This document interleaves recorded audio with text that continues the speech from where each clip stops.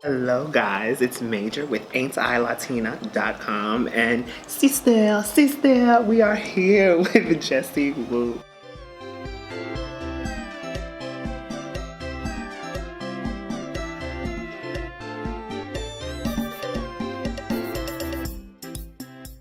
So, Jessie, tell me a little bit about where you're from, where you grew up. I was born in Montreal, Canada. My mom and my father divorced when I was about 6, 7, and that's when I moved to Miami with my mom. I finished college in 2016, and I decided to come to New York. It was hard moving here from Miami. It was hard, and I'm vocal about all that because I feel like the harder journey, the bigger the voice you have.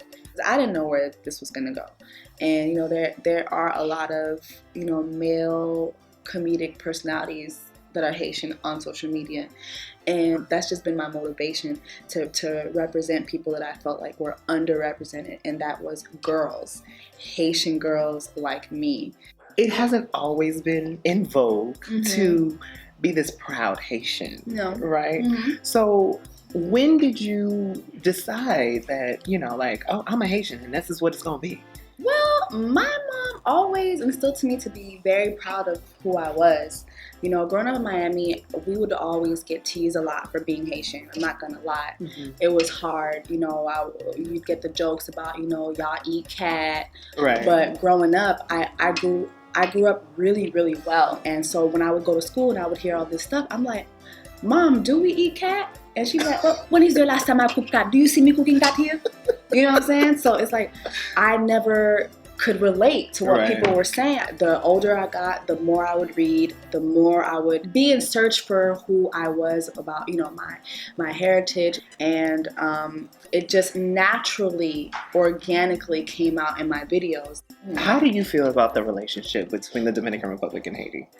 The Dominican people, when I'm looking at my edges and I look at your edges, it's the same thing. We the same people. We do the same thing, and that's always my message is we are all one.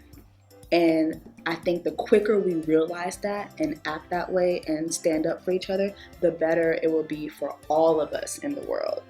I feel like it's just rooted in racism. In the Haitian community, I used to be told by a family member to bleach my skin. Wow. I would bleach my skin and I would hurt my skin. My skin would burn. My skin would turn pink. Like I was trying to become lighter because I was told like the lighter is better, and so that's it's not just a problem in the Dominican Republic or Dominicans versus Haitians. It's a problem even here when you look at society. Technically speaking, Haiti is a part of Latin America. A lot of people don't know that, or a lot of people don't want to accept that. So do you consider yourself an Afro-Latina? No, because I don't consider myself Hispanic. Okay. But am I Latin? I feel like I am Latin because that is where the language is based. Creole is made up of French, Spanish, Latin. It's mashed up with all these different things that derive from Latin. I guess it goes by experience too, and how you walk this earth. Right, and how I was raised. I wasn't raised in a Latin home. Like I wasn't raised, with that culture. But honestly, Jessie, Dominican and Haitian culture literally is the same thing. It's the same. It is. We both eat banan.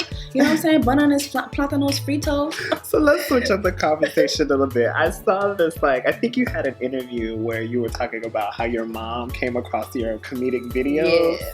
So what was that experience like? But honestly, she took it very well. She was like, why you not tell me you were doing this video? Why? I was like, I don't know. I didn't know where it was going to go. And I didn't think that it would get to you. My mom has worked really, very, very, very, very hard. I didn't grow up with my dad, but my mom. And you're very vocal about your relationship with your dad. I am, and I don't mind, because I feel like a lot of times with social media, you feel like, oh, you see these people and they're having a good time, and oh, their life is so perfect. Oh, she's so pretty. Oh, she's so. You have no idea what I'm going through. You have no idea, where the laughing comes from. Right. You know what I'm saying? Like, there's a lot of pain behind that. So my mom has always known I wanted to be an entertainer. She just really didn't know how to approach it and support me.